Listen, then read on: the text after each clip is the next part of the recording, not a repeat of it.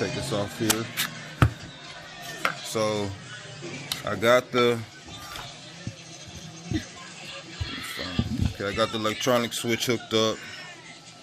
This goes into channel 5 on the TQI.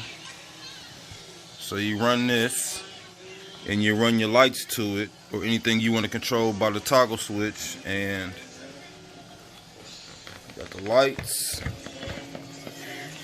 got the toggle switch, lights on, lights off. So now I ain't gotta ride with my lights on all the time. One more tip: when you mount this, you want to mount this away from your receiver right here. So you want to mount it somewhere away so the cord's long enough. As you can see, it's pretty long, where you can mount it away. So I'm probably gonna mount it over here by the battery, or I don't know, just somewhere away from this transmitter. So don't forget to do that.